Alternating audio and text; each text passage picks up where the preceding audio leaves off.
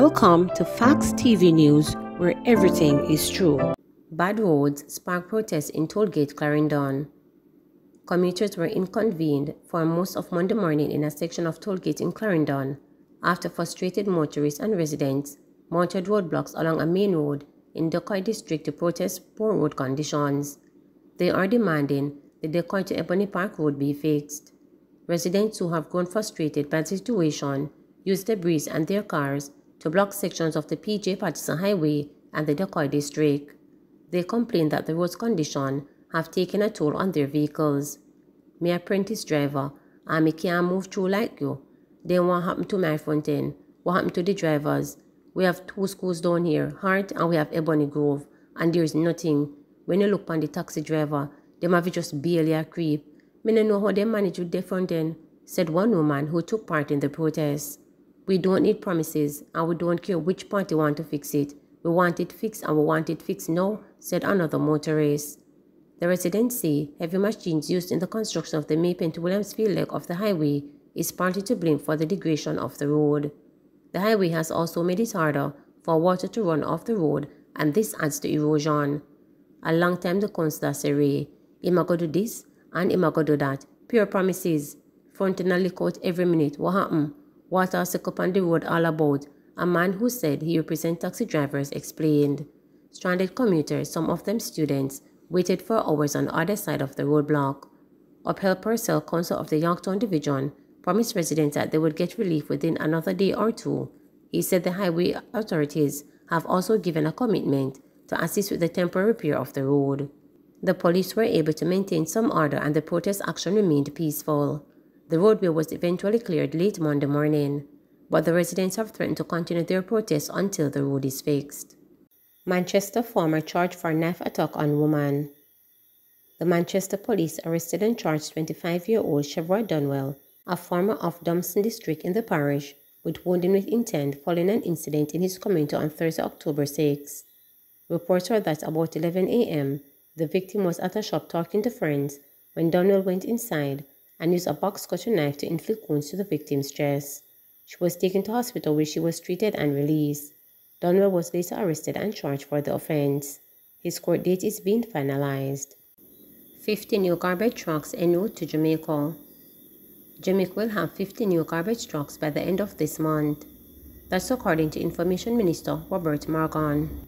Mr. Morgan said that COVID-19 pandemic had delayed the purchasing of 100 garbage trucks for the country, but the government is getting back on track with 50 of the 100 trucks.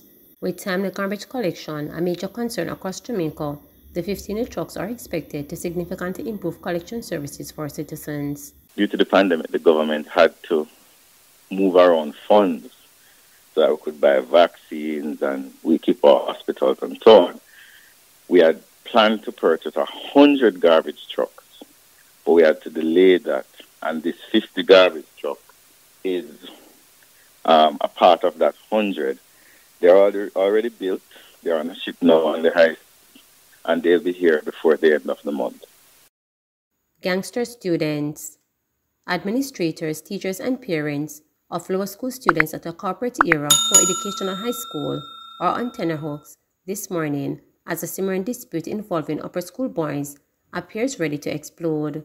The name of the high school will not be disclosed, however, it is located in Kingston 20, based on requests from people who are working with the police to prevent the dispute from escalating. Some boys in grade 10 and 11 graders have formed gangs which are mainly linked to the neighboring communities where they live, and they are coming to school armed with knives, ice picks, choppers, and based on report, guns, one person told reporters. We have been made aware of the dispute and started searching the upper school students, but then we found out that they were giving their family members and neighbors in the lower school the weapons to carry in, so we are now searching everyone, including the girls who are putting the weapons in their strange places on their bodies to carry them in, added the source. According to report reaching reporters, in a recent incident, two groups of boys faced off outside the school gate, and one pulled a gun, which he pointed at his rival, who fled while patrons at the nearby plaza look on.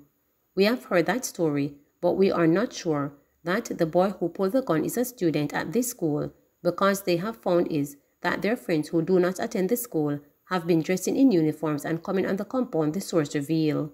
Right now, What the principal has done is to tell the security guards that only students coming on the compound must show an ID, as we are aware that these schoolboys gangsters are being helped by their friends, added the source.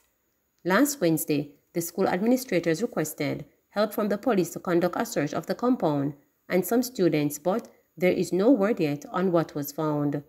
The principal is well aware of the dispute, and every day he spends hours looking at the camera and patrolling the corridors in an effort to prevent them from escalating.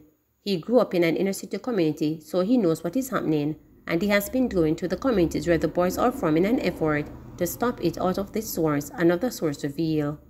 All of us here are afraid, as these boys in the gangs don't take any talk from teachers or anybody, and we're worried about what next will happen.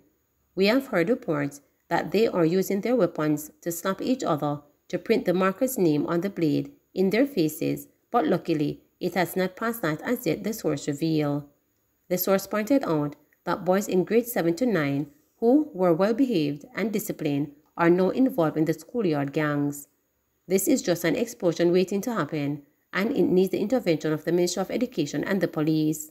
Even when you call PTA, Parent-Teacher Association meetings, the parents of those problem boys don't attend, and the few that do don't accept that they're little angels or gang members, added the source, as he pointed out that since the start of this year, at least 2 clashes involving students on the school compound have ended in tragedy. Violent confrontation between students have escalated since the resumption of face-to-face classes this year, following 2 years of online instruction due to the novel coronavirus pandemic. In March, 16-year-old Kamal Hall was fatally stabbed by a fellow student of William Knibb High School in Trelawney, and late last month, 16-year-old Michigan Campbell was fatally stabbed at Kingston Technical High School in downtown Kingston, allegedly by a 17-year-old schoolmate who is now facing a murder charge. St. Anne's homeless treated on Mental Health Day. Baron Kilseen, who has been homeless for more than 20 years since being deported from the United States, was among more than 20 people who got a special treat as the St. Anne Municipal Corporation marked World Health Day on Monday. Today I feel special, and so does the other homeless people. I'd like to say thanks to the Parish Council and everyone who made this day possible, and I hope that the homeless will know that there is hope for us in Jesus, said Gilzane. Members of the local authority marched from the clock in Old Chorus to the drop-in center in Buckfield, raising awareness and giving the homeless a chance to share their stories. The center is still under construction, but sections of it are already in use. Natalie Stevens, who has been living on the streets of Old Chorus for 5 years, said she recently began using the facility. She applauded the government for providing it. "Me feel good about what they're doing because me come here for food and they help me," she said. Throughout the day of Monday, the homeless were presented with care packages, stocked with toiletries, food items, and prepared meals. They were also able to engage with members of the National Council on Drug Abuse, which provided on-the-spot counseling and advised. According to Deputy Mayor of St. Anne's Bay and Head of the Poor Relief Department, Dallas Dickinson, JLP St. Anne Division, this is something they do every year. "We really keep this day close to us because we think that the less fortunate around us must be maintained. We have the homeless at heart. We are currently constructing a drop-in center, and those who are on the street can go there for a 24-hour period and get refreshed," she said. "When the center is finished, we expect corporate citizens to come on board because we are aware that the government cannot do it alone, so that way we can help the center up and running," he added. There is already help coming from the Jamaica Teachers Association president of its St. Anne arm, Diana Campbell, was among those who participated on Monday. Teachers are part of everybody's lives, and for us to contribute to those who are homeless, it means a lot for us.